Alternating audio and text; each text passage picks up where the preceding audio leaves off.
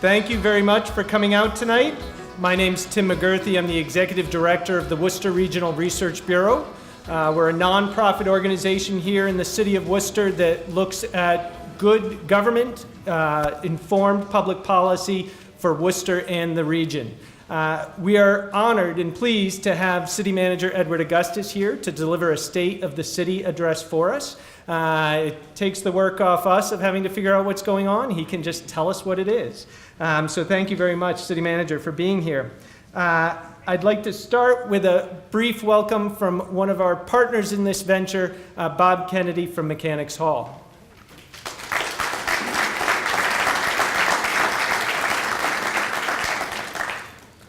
I don't want to mess this up, Ed, so keep an eye where it was. Good afternoon and welcome to Mechanics Hall. It is my pleasure to welcome you this evening, and we are pleased to host as a public service City Manager Augustus' State of the City address presented by the Worcester Regional Research Bureau. I have to note for the record that you are the second crowd we've had here today. At noontime today, 688 new citizens were sworn in the United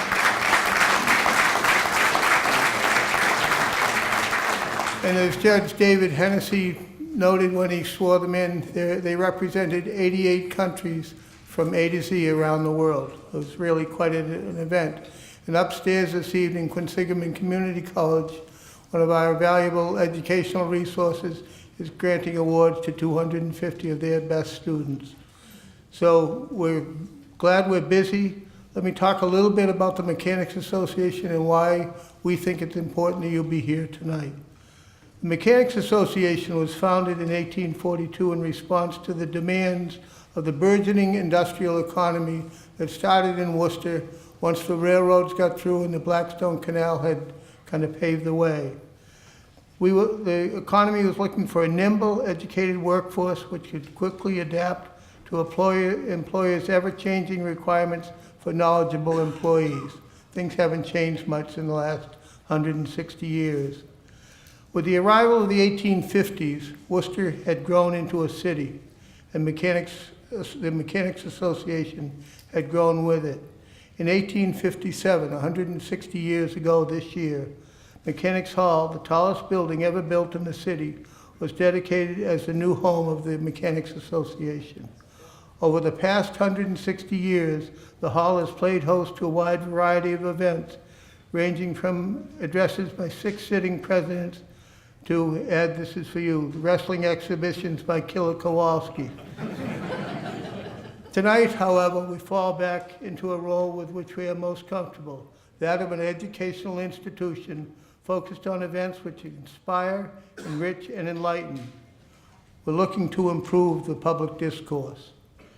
We look forward to hearing our city managers report on the state of the city and how we can all help to meet the challenges which lie ahead.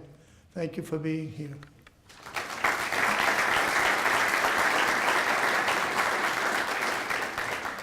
Thank you very much, Bob. When we conceived of this idea to host a State of the City address, Mechanics Hall, as you can tell from its history and its role in Worcester society, was a natural place.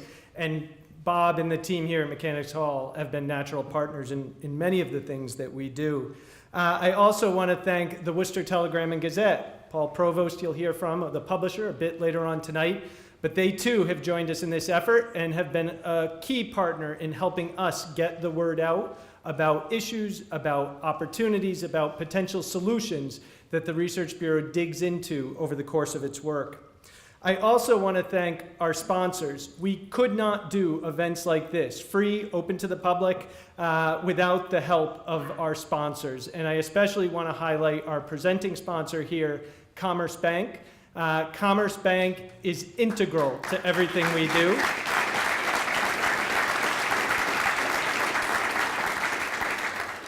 Duddy Masad, Brian Thompson, Mike Crawford have been critical partners, critical teammates in the work of the Research Bureau for many years. And it's the generosity of commerce that helps make things like this happen. I also want to thank Penta Communications. Penta provides the Research Bureau in-kind marketing assistance, pro bono. If you hear about these events, you're often hearing about them because of Penta. So I want to thank Penta in their efforts to help us get the word out. I do want to thank the city officials and other officials who have come and joined us this evening, especially Mayor Petty, who sent his regrets. He was not able to be here, but he had intended to be here, and he sent his strong support for the city manager and the efforts that are underway to help move the city forward. I want to recognize Councilor Lukes, Councilor Economou, and Councilor Rivera, and Councilor Rosen, who have all joined us as well. Thank you.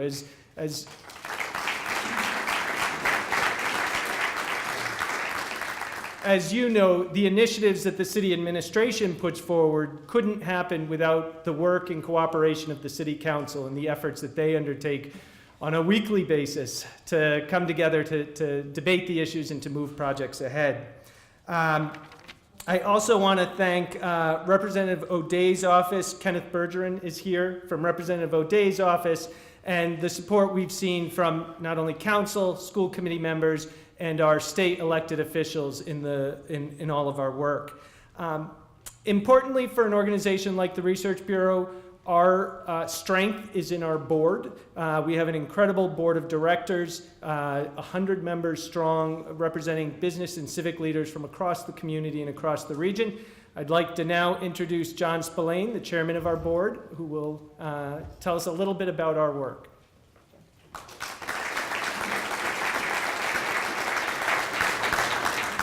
Well, thank you very much, Tim. It's a pleasure to be with you today. On behalf of the Board of Directors, I would like to welcome you this evening. As you probably know, prominently displayed on the Worcester Regional Research Bureau website is a statement from Alexis de Tocqueville's great work, Democracy in America.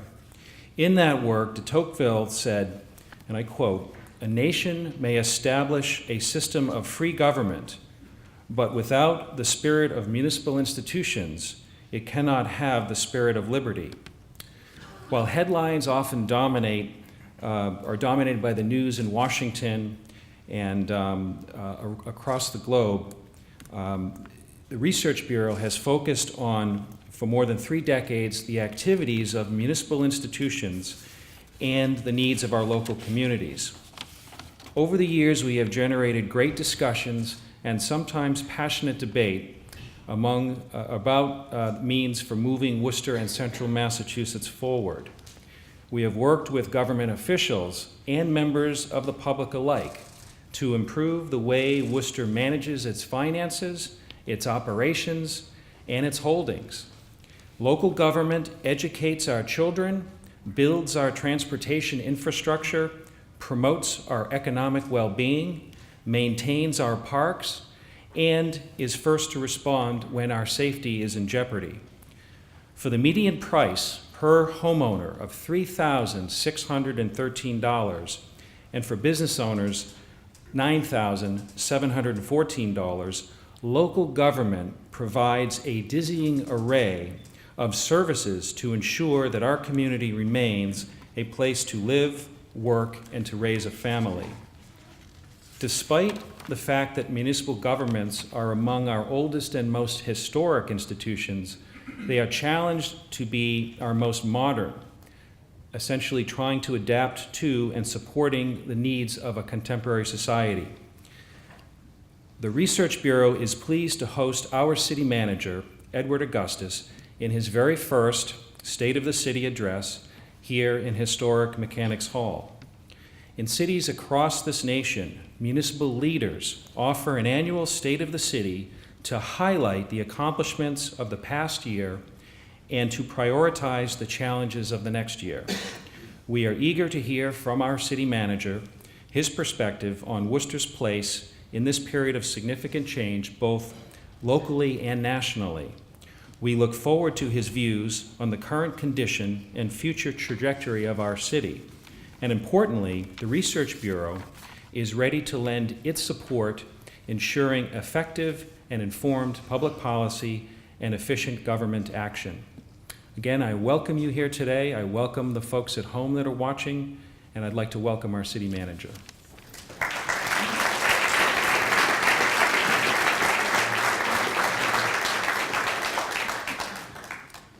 A hallmark of Worcester as a big city, small town at the same time is our spirit of our diverse media, the diverse ways we can learn about the world around us, learn about our community. Epitomizing this is the Telegram and Gazette, of whom its executive editor won the Judith Vance Weld Brown Spirit of Journalism Award from the New England Society of News Editors this past year. They have been a leader in Worcester and in the region in terms of getting the news and getting the news out. I'm pleased to introduce Paul Provost, who has led this institution since 2015.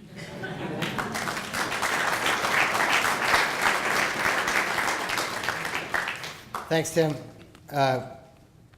It's maybe feels like 19 something, but it's been a year and a half, and this market has been incredibly gracious and inviting, and I just appreciate all of that. Thank you for the introduction, and to the Research Bureau for putting on tonight's event. And thank you to the city manager for his time and the city council for addressing the state of the city. We are proud to partner with you in such an important informational session. And I say information, and that's the purpose of journalism, according to Bill Kovac and Tim Rosenstiel, in the elements of journalism. It is defined by the technology, as they quote, nor by journalists or the techniques they employ. Rather, the principles and purposes of journalism are defined by something more basic: the function news plays in people's lives. In these turbulent times, it is not about personality TV or talking heads with opinions from the far left or the right. It's increasingly important for readers to have access to trusted, credible information, and the Telegram and Gazette has provided just that for 151 years.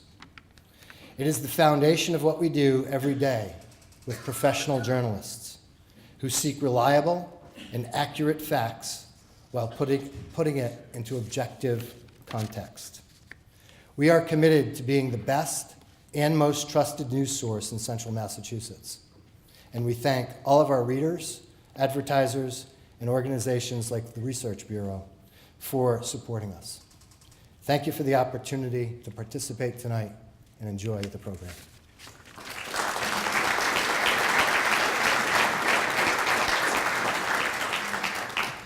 So with that, I'm pleased to introduce our guest of honor for the evening. Ed Augustus was appointed city manager in January 2014.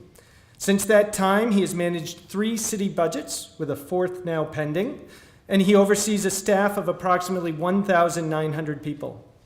Over his career, which spans both the government and nonprofit sectors, Mr. Augustus has been a member of the city's Human Rights Commission, a member of the Worcester School Committee, a member of the Massachusetts State Senate representing Worcester, and Chief of Staff to Worcester's Congressman Jim McGovern.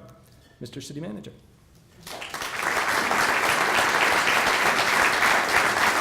Thank you, Tim, and I want to thank the Research Bureau for this opportunity to address you all tonight. And I want to thank you for the role that you play in our community and making sure that we do have an informed discussion and debate centered on facts and analysis, and that's critically important to the work we do. I do want to also acknowledge my bosses who are in the room and those who weren't able to make it tonight, and appreciate their support and confidence in giving me this important responsibility as city manager of the city of Worcester. So I thank them for that. And I would, if you just indulge me for 1 minute, I just ask the members of my cabinet and my staff who are here just to stand up and recognize them. They are the most awesome group of professionals that you could be blessed to work with.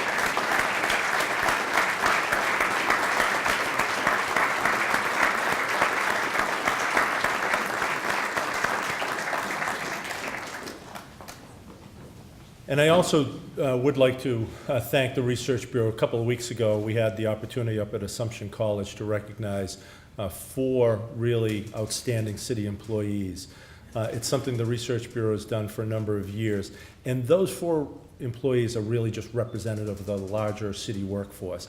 Folks who come to work every day, 365 days a year, 24 hours a day, whether it be to fix a broken pipe in the middle of the night, or to respond to a fire or an emergency, or just to educate your kids or do the other basic services that city government provides. And so we are so fortunate to have such a dedicated city workforce. Many have tried to put a name to what's happening right now in Worcester. It's been called a revitalization, or reinvention, or renaissance, whatever you prefer. But the fact is, as a city, we're feeling better about ourselves than we have in years. Thanks to the talent, energy, and investment of so many in our community, including many of you in this room, we are finally pushing past that outdated idea of Worcester as a tired, old, post-industrial city whose time had passed. Members of the council, distinguished guests, the state of our city is strong, and just as important, the mood of our city is optimistic. As city manager, I'm working every day to justify that optimism, to make sure that the Worcester of tomorrow lives up to the dreams of today. Every day I walk into my office with 4 goals in mind: create a vibrant, thriving city, build strong neighborhoods, maintain a sound fiscal government, and provide opportunities for all. These are the yardsticks we measure ourselves by. So tonight I'd like to talk to you about the work we're doing to achieve these goals, where we've had successes and where work remains to be done. First, we are working to create a vibrant, thriving city. This means building a city with an 18-hour-a-day downtown and great neighborhoods. It means a city where visitors have an abundance of opportunities for entertainment and where anyone would be excited to call home. I'm happy to report that this is already happening. The city is blossoming before our eyes. Our population and our tax base are growing. Home prices are up 7% this year. Last year, property values across the city climbed by over $1 billion. Exciting new restaurants are opening across our city, and good things are happening, and we know it. I'm optimistic about Worcester because of what's happening downtown.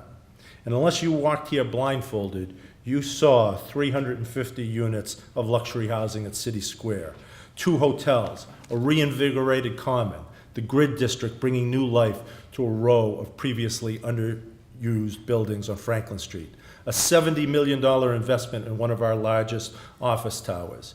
We've seen massive projects at City Square, Mercantile Center, the renovation of the DCU Center, the Hanover Theater, and its expansion to 551 Main Street next door.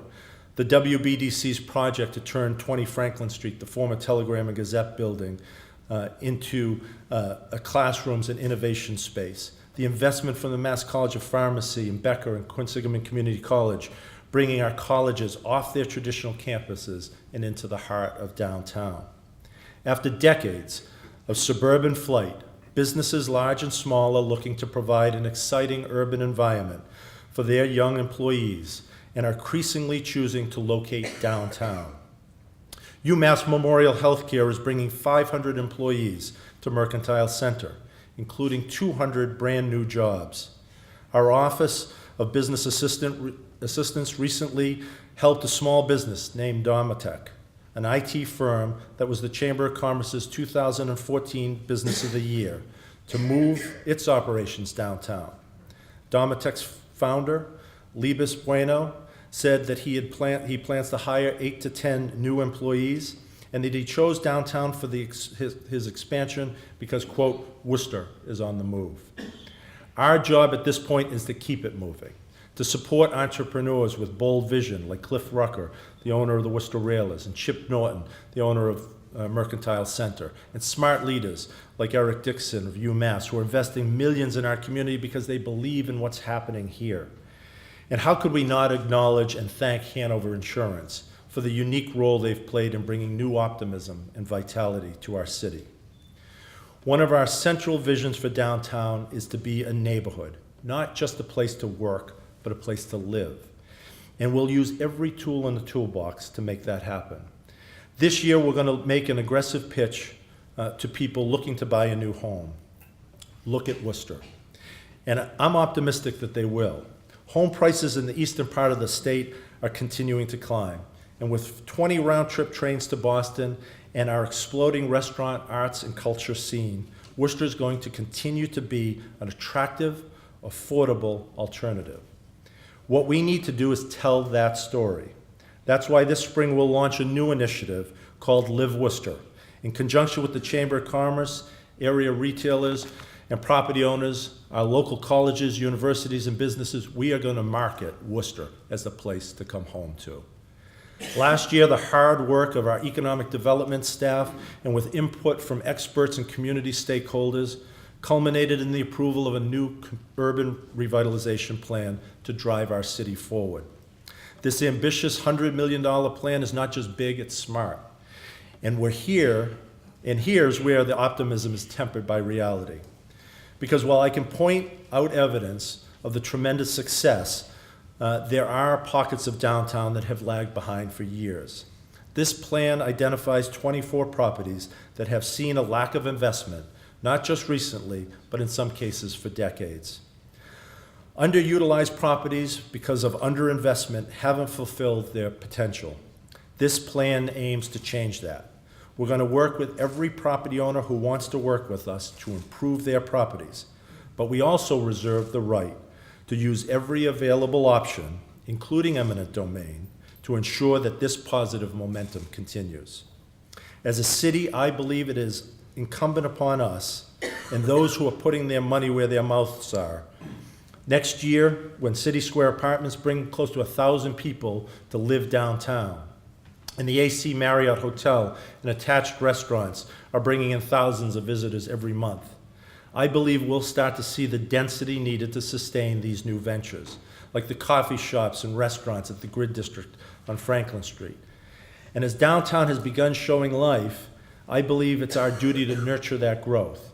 And until those big projects come online, I want the city of Worcester to do its part to support our downtown businesses. That's why earlier this year we launched a program called Worcester 100, a big idea to put 100 events on the Common in 2017. We've already begun. 2 Saturdays ago, the Common hosted 2 events that each pulled in more than 1,000 visitors.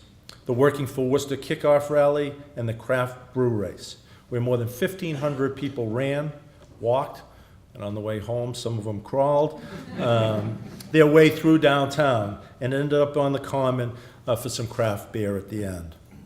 Let me tell you, downtown was jumping. That's the kind of atmosphere we're trying to promote. And that's why we've invested more than $10 million in the past 5 years to upgrades in the Common and the streets and sidewalks surrounding it. We'll be hosting events like a regional food truck festival and temporary interactive art installations. We'll be bringing the Regional Environmental Council's annual spring garden sale downtown and helping to make it bigger and better. Shakespeare in the Park, movies on the Common, outdoor yoga, and the always popular Out to Lunch concert series will return this year, and they'll all be bigger and better. And by the way, make sure you stop by the Common on June 16th. We'll be getting a special visit from the Lombardi Trophy and celebrating the Patriots' 5th Super Bowl win. We want downtown Worcester to be the center of our universe, and we're doing everything we can to make that happen. That includes embarking on a long overdue $11 million top-to-bottom reconstruction of Main Street. This is not simply a repaving project. This is a complete reimagining of Main Street. A comprehensive overhaul, including new streets, new sidewalks, new ornamental lighting, a dedicated bike lane, new brick-banded crosswalks, public art installations that serve as placemaking features, that capitalize on our city's assets, its creativity, its inspiration, to create memorable public spaces that promote activity and positive connections in the city. We're seeking to weave together the story of our city through connective art installations. Public amenities like bus shelters, trash receptacles, benches, and bike racks are not just functional, but art themselves. One of the ways this project will create vibrancy is through the inclusion of 3 interconnected mini plazas or nodes in front of each of our cultural institutions on Main Street, the Hanover Theater, the Palladium, and right here at Mechanics Hall. These nodes are placemaking efforts that weave together through public art, green space, and storytelling to create destinations that are memorable experiences. It's about building infrastructure that supports people. We're building a Main Street that is not just a way to drive from point A to point B, but a 21st century Main Street that embraces modern urban design philosophies, that is built to encourage parking your car and walking to multiple experiences all throughout downtown. We want downtown to be a destination, not a waypoint. And this new Main Street will deliver on that vision. We're also going to expand on that design philosophy. Every community is required to have a citywide master plan, and Worcester has one. Unfortunately, it's 30 years old. And as most of you know, much has changed in Worcester since 1987. The city's built environment, population mix, housing market, and density, to just name a few. The density of development happening downtown now makes Worcester a different city today than it was even 3 years ago. In my proposed budget, we aim to address that. We're going to fund a new master plan, one that gathers input from the community, reflects people-centered, walkable design.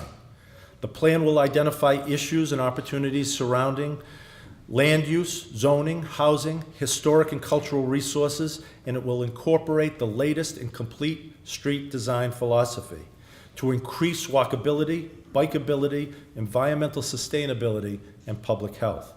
If we're going to build the Worcester of the future, we need a blueprint, and this plan will be just that. I'm optimistic because next month we will begin rolling out a newly designed city website. Our current site is long overdue for an upgrade. For many people outside of our community, worcesterma.gov will be their first point of contact with our city. And we want to send the right message. The new site is designed with the end user in mind. It will be customer friendly, visually appealing, and easy to navigate. It also is designed with the visually impaired in mind. The design team held focus meetings with residents and in every city council district in the city, asking them what they wanted incorporated their feedback in the new design. The new site will send the message that we want to send, that Worcester is a vibrant, interesting place that is not only ready for the future, but embracing it. We also know that to really be a first-class city, we have to offer first-class transportation options. That starts with having a reliable and vibrant airport, and there's plenty to be optimistic about there too. It was so thrilling to be at Worcester Regional Airport in February when JetBlue announced that they will add daily flights to JFK International Airport on top of their already successful daily flights to Orlando and Fort Lauderdale. Starting later this year, with one short stop, you will be able to get anywhere in the world. Flights will leave at 6 a.m., putting you in New York City by 7 a.m., ready to connect anywhere you want to go. 3 years ago, when JetBlue began service to Florida, we talked about it putting Worcester back on the map. Well, service to JFK now allows you to go anywhere on the map. Whether you're traveling for business or pleasure, you can avoid the parking hassles that go along with traveling to Logan or the drive to Hartford and Providence. Worcester is now a viable alternative for flights across the globe. We know there's much more work to be done in areas of transportation. We will continue to work with the WRTA to improve access to bus transportation and to create bus routes that serve the people of our city and our region in a way that makes sense practically and economically. The Worcester of tomorrow must have a strong public transportation system, both as services for our residents and as a tool for economic development. But building a thriving community is not only about economic development. A thriving, vibrant city must be culturally dynamic. And how could you not be optimistic after what we saw last summer when the Powwow Mural Festival took the city by storm? Powwow put us in the exclusive club of international cities like Tokyo, Honolulu, Washington, D.C., and Austin, Texas. And I'm thrilled to say they're coming back this summer with some fresh ideas for round 2. Powwow is not the extent of Worcester's art scene, far from it. Start on the Street attracts tens of thousands of people to Park Ave and Union Station every year to enjoy the works of hundreds of local artists. The city and our partners in the Worcester Cultural Coalition continue to support the efforts of local artists to make their mark. We are looking forward to opening the Wuteria, a black box theater that is right now being built at the former home of the Telegram and Gazette on Franklin Street. We've seen the first step of the plan to turn the former Ionic Ave Boys Club into the Worcester Creative Hub. Thanks to the hard work of two women, Stacy Lord and Laura Mottola, this vacant building will be transformed into an artist's dream, a multi-million-dollar project complete with performance and event space, studios, and art galleries, which will join Arts Worcester in Lower Main South. It's there, or the Sprinkler Factory, or Nine Dock Gallery, or any of the Worcester pop-up events that you see the grassroots talent and energy Worcester has in abundance. And that will continue, and we will work to continue fostering and building that thriving, vibrant city. If downtown is the heart of the city, then its neighborhoods are its lifeblood. Small businesses employ thousands of residents across the city. Neighborhood schools are not only educating our kids, but acting as anchors for the community. Neighborhood watch groups, places of worship, community centers, they all occupy a huge role in the vibrancy and well-being of a thriving city, which is why our second goal for Worcester is to build strong neighborhoods. With everything happening downtown, it's understandable that some have asked, what are you doing to support the neighborhoods? I'm optimistic because the answer is a lot. Let me give you a decidedly unglamorous example of one kind of initiative that we're implementing. In this year's budget, we're starting a program to remove 600 tree stumps from sidewalks and parks. How's that for headline grabbing? Tree stumps are a small problem in the grand scheme of a city, but they're an eyesore, and their accompanying roots that tear up sidewalks make the city harder to navigate. Let me show you a neighborhood park marked with stumps and one that's not, and you tell me which one you'd rather live in. Which neighborhood feels like a community that cares? Part of building a thriving city is considering what story we are telling our visitors and our residents. Is this a community that pays attention to the little things, or is it one where good enough is good enough?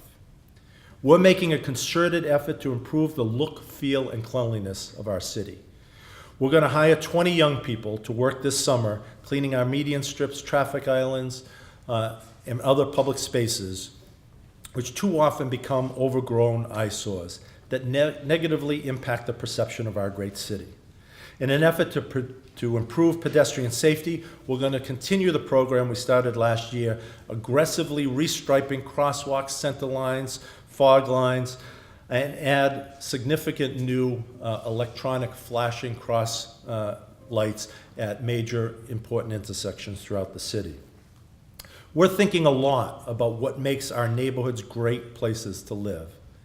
It's having stable, affordable, safe housing, quality parks and other public spaces, first-class schools, and clean, well-maintained streets and sidewalks. And so as part of that focus on neighborhoods, a police officer from the neighborhood response team and a staff member from my office attend every one of the city's 52 neighborhood watch meetings every month. 2.5 years ago, we created the Quality of Life Task Force, an interdepartmental effort charged to not only address neighborhood nuisances like illegal dumping and problem properties, but to find solutions to these issues. I'm optimistic because in the past year, we've been able to move forward on quality of life issues that have stalled for years. Thanks to the committed residents and city employees, and with the support of our city council and leadership of Mayor Petty, we've finally taken steps forward on a number of issues that will make small but meaningful contributions to our quality of life. For example, I'm happy to say that after 20 years of telling dog owners they weren't welcome, Worcester is finally going to be a dog-friendly community. Last year, the council voted to remove the well-intentioned but misguided rule banning dogs from our parks. Now, if you own a dog in this city, you can take advantage of almost all of our 60 beautiful public parks. provided, of course, you're keeping them on a leash and you clean up after them. We're also about to start construction on 2 off-leash dog parks, our first in the city's history. We've also taken steps to allow another group that had been unwelcome for a long time, food truck operators. You come down to the Worcester Common on any Thursday afternoon, or for basically any event taking place outside in our city, and you'll find a wide array of food options, from barbecue to Spanish, hot dogs to gourmet grilled cheese. And it's clear from the response that these trucks are not only welcome, but celebrated in our community. We're also addressing the environment of our neighborhoods. We're working to ensure the city's bodies of water are not only healthier, but are economic drivers. Worcester is home to ponds, streams, rivers, lakes that would be the envy of communities across the nation. From Indian Lake to Lake Quinsigamond to Coes Pond, these waterways are assets that we need to exploit. That's why this year we created a position whose sole focus is to examine our non-drinking water bodies of water, to evaluate their condition and understand the threats to their future, and then to implement solutions to those challenges. And when it comes to the environment, Worcester is truly blessed. We've protected these assets. Since I became city manager, we have acquired or protected more than 75 acres of open space, from Crow Hill to Donker Farm to Fowler Brook Gorge. We are working to ensure that Worcester will always be a place where you can retreat into nature and our drinking water sources remain free from encroaching development. All of these efforts help to build a strong, vibrant neighborhoods. But none of our efforts will make much of a difference if our neighborhoods are unsafe or perceived to be unsafe. Public safety is an important promise we make to our residents. If you don't feel safe in a community, you don't want to live there. You don't want to visit there, and you don't want to invest there. It's that simple. I'm optimistic about the future of our neighborhoods because of the job being done right now by the Worcester Police Department and by our many community partners working to make Worcester an even safer place. We are already the envy of similarly sized cities across the region. And in 2016, we saw fewer arrests, fewer robberies, fewer shootings, fewer stabbings than our 5-year average. Last year, we had 8 homicides. That's fewer than even smaller cities like Hartford, New Haven, Springfield, and Providence. One reason why is we're being proactive and working to address the root causes of violence. 2 years ago, a diverse array of more than 40 community leaders, organizations, and activists, led by Mayor Petty and myself, joined by the police chief, the superintendent, the district attorney, the juvenile court system, local outreach organizations, got together to launch the Worcester Youth Violence Prevention Plan. Since its launch, you probably haven't heard too much about it. In the world of youth and gang violence, that's a good thing. This is a sign that the work is succeeding at addressing youth and gang violence in our city. One need only look to the Worcester Public Schools, which have reported declines in violent incidents since the initiative began. The schools saw drastic reductions in violent incidents during the 2015-2016 school year. Possession of weapons are down nearly 30%, and assaults on teachers down more than 20%. And I'm proud of the steps that we've taken in the police department with the leadership of Chief Sergeant to make the Worcester Police Department even more community focused.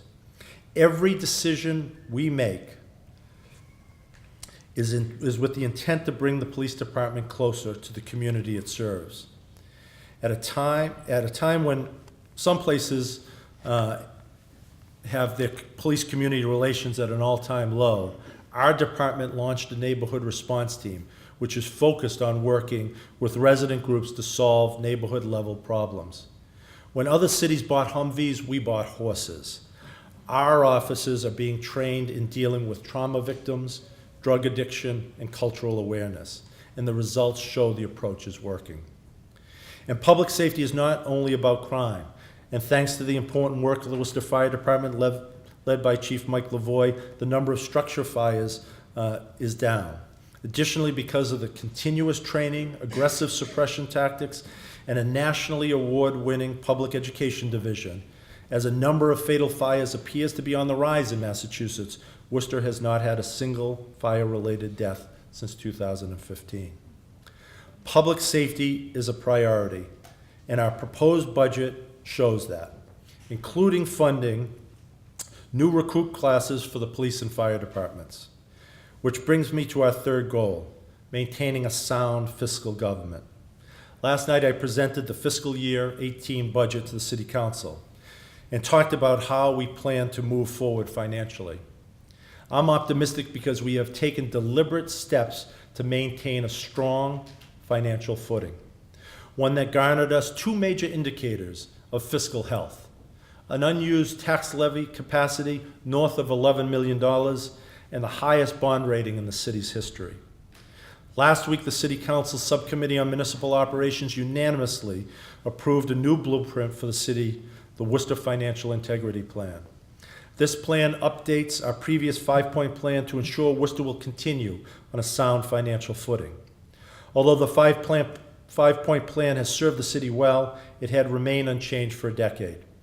Any financial strategy needs to be reviewed and updated to reflect the current situation and an ever-changing economic climate. Our new plan enhances financial reporting and transparency, increases contributions to the city's OPEB liability, and creates a commission to manage the OPEB trust. It increases our targeted reserve levels from 5% to 10% and bases the city's borrowing capacity on its ability to pay. And it provides tax relief. In line with the recommendations of Mayor Petty's tax task force, every year we are pledging to make any excess new growth in property tax and give it right back to the taxpayers. One way we're maintaining a strong financial position is to make creative investments that will pay off in the years to come. And as our federal government signals its intention to retreat from its responsibilities as a steward of our environment, it will be increasingly important for state and municipal governments to uphold our generation's commitment to leaving our planet better than we found it. In Worcester, we've been able to do so and save money. There's no doubt Worcester is a green community.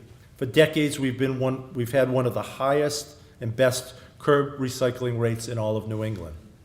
And now we're making investments in green technology and initiatives that will pay off for both taxpayers and the environment. So much about government is about balancing competing interests. The beauty of these green initiatives is they help protect the environment, save money, and improve the city's performance for our residents. Here's a good example. We've replaced every single light bulb in the DCU with LEDs. That's a total of more than 3,500 new LED lights across that complex. This will result in a 42% reduction in facility kilowatt usage, equal to the annual CO2 emissions for nearly 200 homes, a carbon reduction equal to 1,200 acres of U.S. forests, and a reduction of greenhouse gas emissions equal to 277 cars being driven for a year. Not only that, but the lights are better. They allow more flexibility to provide more dynamic, on-demand lighting options, making the arena a more attractive option for events and meetings.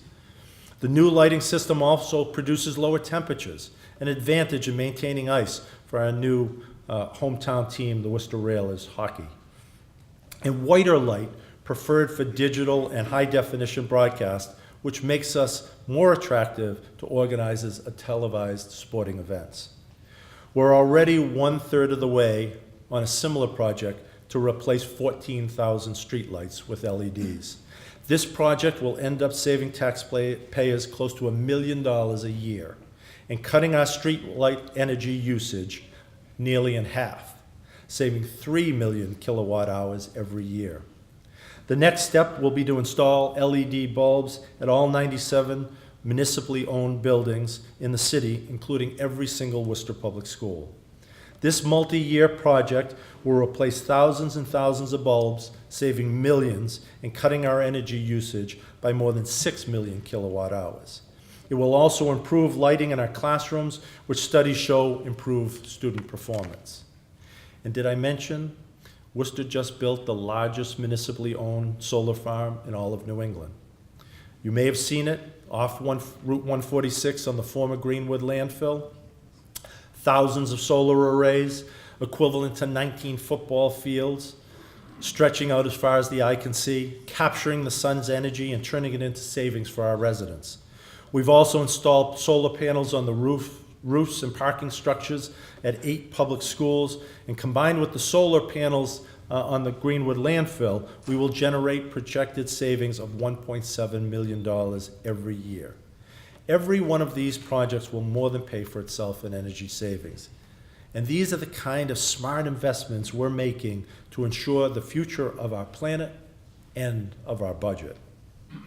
Finally, our most important goal as a city is to provide opportunities for all. And when I say all, I mean all. Because at the end of the day, a city is about people. Economic development, the budget, infrastructure, these are all areas of great importance. But I wasn't hired to build a museum of big buildings and pristine parks. I was hired to build a community, one that recognizes the humanity of every person, regardless of religion, race, color, sexual orientation, or national origin. That offers access and opportunities to every man, woman, and child that calls Worcester home. If the end result of our efforts is a nice-looking city that doesn't provide for its people, we will have failed. As a city of immigrants, we want to ensure that every Worcester resident has the chance to live a happy, healthy, prosperous life. That applies whether you're a 4th generation from Grafton Street or you just got here from Ghana, Iraq, Vietnam, or Syria. Here in Worcester, we know that our strength comes from our diversity. Worcester is home to 38,000 immigrants, and we are proud of that fact. And as a city, we are working hard to ensure that everyone who lives here feels welcome, no matter where they came from. We recently entered into an agreement with the Century Care Alliance to provide translation services for more than 90 languages currently spoken in our city. That means if you have a question about a water bill, or need a permit to start a business, or you want to report a crime, we will be able to help you, no matter what language you speak. To me, this is not only the right thing to do, it's the most efficient way to run a city government. And it sends a powerful message to the people who live here. We welcome you. And we are a welcoming city. It's why for the past 3 years, the Respected Human Rights Campaign has given Worcester a perfect rating on LGBT rights. It's why we created the new position of Chief Diversity Officer, whose job it is to ensure that our hiring practices don't leave any qualified candidates on the outside looking in. This stuff matters. With every initiative, we're trying to communicate what kind of city Worcester is. One of the most pressing threats to this goal is the opioid epidemic. The numbers are staggering. Last year, Worcester experienced more than 1,100 overdoses. 53 of those were unfortunately fatal. We've ended 9 straight years with more overdoses than the year before. When you become city manager, you know that there are certain issues that you'll have to deal with: the budget and taxes, crime and infrastructure, and if you live in Worcester, snow. But it's the unforeseen issues that keep you up at night. There was no plan in the bottom drawer for how to deal with an opioid crisis. But 3 summers ago, 10 of our residents died from a heroin overdose in the course of 1 week. And the opioid crisis had landed on my desk, and we needed a plan, and we needed it yesterday. And just as the AIDS crisis decades from now, future generations will judge us on how much we've done to solve this epidemic. And I'm optimistic because of how Worcester's responded.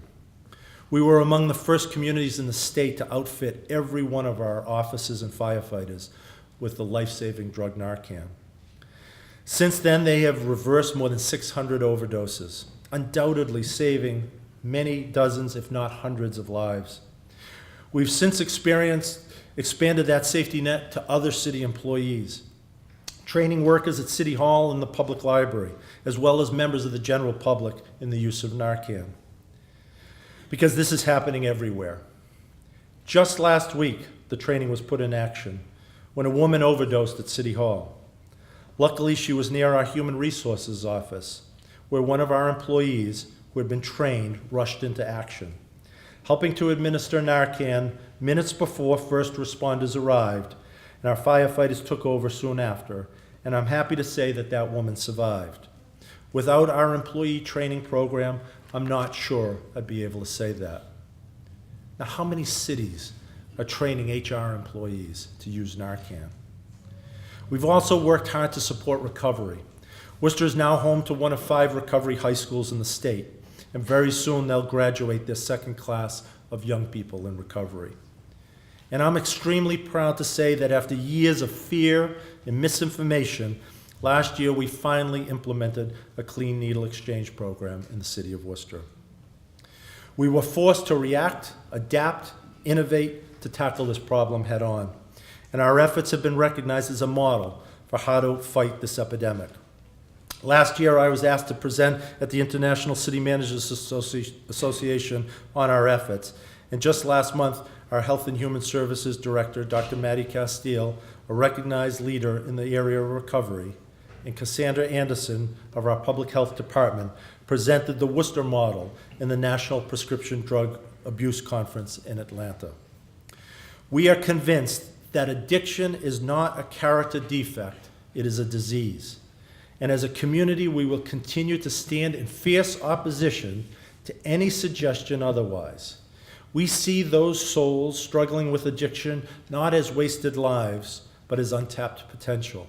And we believe that every person deserves a chance to live a happy and healthy life. I'm often reminded of a visit that I made to Chandler Elementary School nearly 30 years ago when I was first on the Worcester School Committee. And I was taking a tour of the school with the principal, and she pointed out a beautiful little 6-year-old girl in the first grade class and said to me, "Remember her face." And after we finished the tour, we got to the office, and she told me the story of this little girl who weeks before had been stopped in the cafeteria stealing milks and was brought to the office, and they unraveled the story that this little girl had no dad at home, whose mom was a prostitute and would disappear for days at a time, and had a 3-year-old brother back home she was bringing those milks to. 6 years old. Our true success will be building a city that has fewer kids in those same circumstances as that girl and her little brother. Fewer parents under the spell of addiction, unable to care for their children, and fewer people unable to find work to provide for their families. The answer to many of these problems is education, and I'm optimistic about the future of our city because we are working to ensure that every young person in Worcester has the support and the opportunity to succeed. For the second year in a row, we've proposed a budget that will give more money to the Worcester Public Schools than we're required. Thanks in part to this contribution, Worcester will be able next year to hire more school nurses and more than 60 new teachers, reducing class sizes and improving the outcomes for kids across our city. But that won't be our only contribution to the future of education in our community. A decade ago, Worcester decided to replace Boys Trade School. We didn't just build a new boys' trade school. We reimagined what technical education could be. The new Worcester Technical High School is not only a state-of-the-art facility, it represents a new way of thinking, and it has been an enormous success.